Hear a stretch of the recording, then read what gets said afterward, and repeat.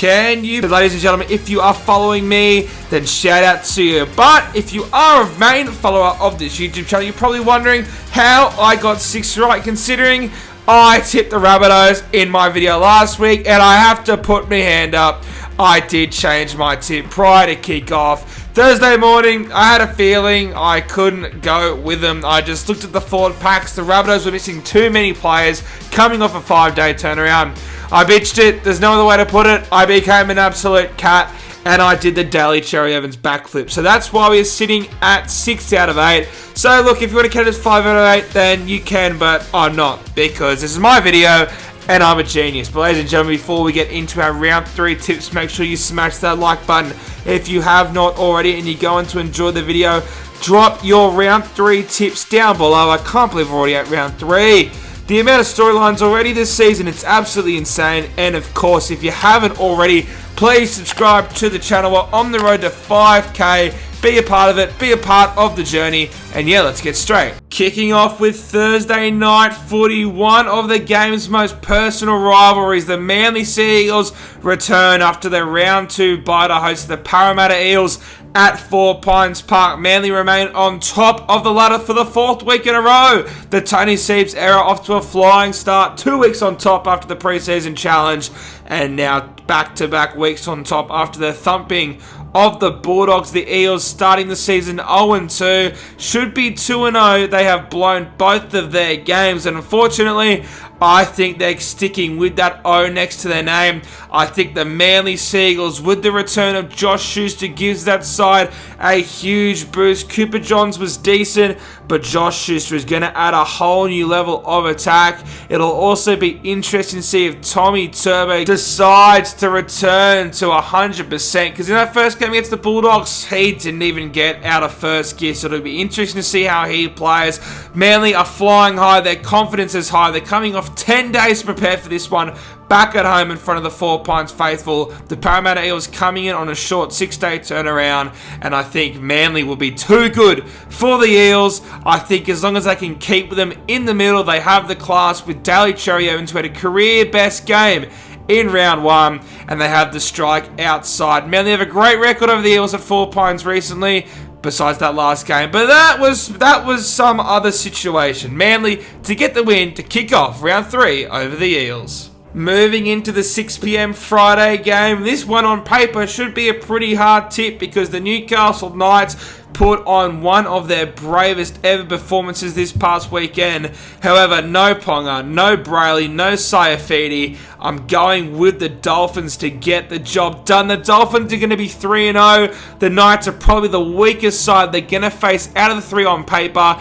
It is a short day turnaround, and this time there's no Suncorp boost, there's no Redcliffe boost, and the Newcastle Knights will have their first game at home. I just don't think the Knights have the cattle, and I think the Dolphins are riding high. Who would have thought they're sitting in 2nd position? Obviously me. I've tipped them back-to-back weeks, and I'm going to tip him a 3rd week. Fins up, baby. I'm tipping the Dolphins over a very, very depleted Newcastle outfit. And then the main event on Friday night, the Roosters taking on the Rabbitohs. Recording this Monday night because I won't be able to do it Tuesday night, so don't know the team list just yet.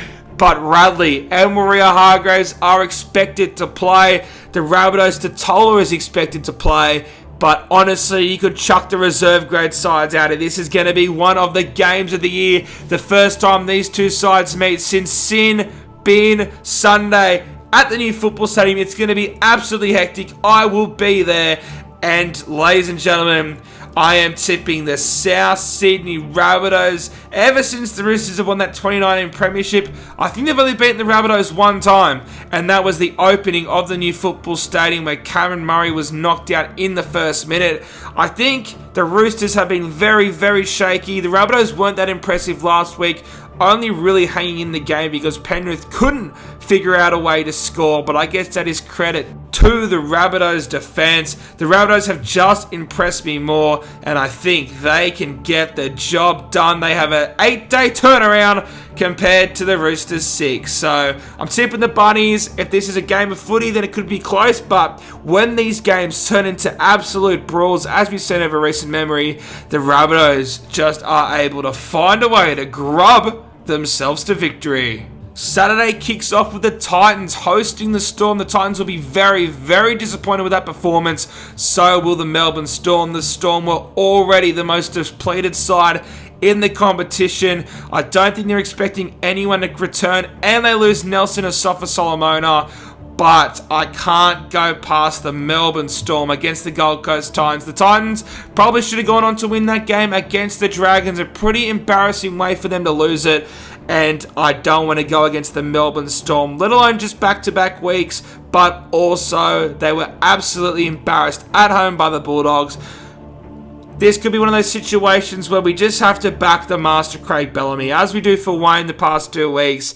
So, I'm back in Melbourne to get the job over the Titans. Then the Cowboys return to Townsville to take on the Warriors. The Warriors pretty impressive despite the loss against the Roosters, although the Roosters were that impressive. They kept shooting themselves in the foot, the Warriors, and I just don't think if they do that, they're going to be able to stick with the Cowboys. I think the Cowboys bounce back. They've got the 8-day turnaround. They're going to be fired up from that Broncos loss, where they were potentially just that one sin bin away. So I'm going to tip the Cowboys. This one's a real no-brainer for me. This is probably the lock of the week. And saying that, the Warriors, they surprised the Roosters last week. Who's to say they can't do it against the Cowboys? The final game on Saturday sees the high-flying Brisbane Broncos take on the Dragons. And after getting up back-to-back weeks from what we saw in 2022, this is the game the Broncos drop with their heavy favourites at home against, at this point, a side we're still expecting to be towards the bottom end of the ladder. And I can't go against the Broncos, but there is a part of me that's screaming that the Dragons will get the job done. However, I think the Dragons, they'll still be confident after getting the job done last week, but I just think that at Suncorp, a sold-out Suncorp, they're all talking the Broncos up, that those boys can get the job done, but maybe the Dragons can carry in their momentum. So the safe bet, I'm going with the Broncos. Sunday kicks off with the Dogs hosting the Tigers at Belmore Sports Ground. For that reason, I'm taking the Bulldogs. The West Tigers could be playing a Div 2 team. They could be playing a Queensland Cup team, and I'd probably still take them over the Tigers at the moment. Until I see some improvement, I've got nothing to say about the Tigers. Go watch the video if you want to see my thoughts in deep about the Tigers on the weekend. It'll be in that top right-hand corner. So until I see some improvement on the field, I have to tip the Bulldogs. And finally, the Raiders host the Sharks, the first game in the mighty ACT for 2023. And this game for me is a must-win for the Raiders. Obviously not when it comes to the ladder, but an 0-2 start for a team that has a lot of promise going into 2023 is a bit considering the Sharks without Nicho Hynes. They could very well be 0-2 and there'd be no cause for concern, but they got the upset win against the Eels. They've got the 9-day turnaround. This is the fixture they lost in the opening round of last season, and it sort of feels like it's the perfect chance for the Raiders to make their mark, especially if Nicho Hynes is out. There's still no date to return for him, but I just think the Sharks have shown enough that they can get the job done in the ACT. It feels like it's going to be one of those really close seasons, and I don't think many teams can remain at 0-3 after the first 3 rounds, but this is another similar situation to the Broncos. I can't just back against the team that has been more impressive, so I'm taking the Sharks in the final game of round 3. So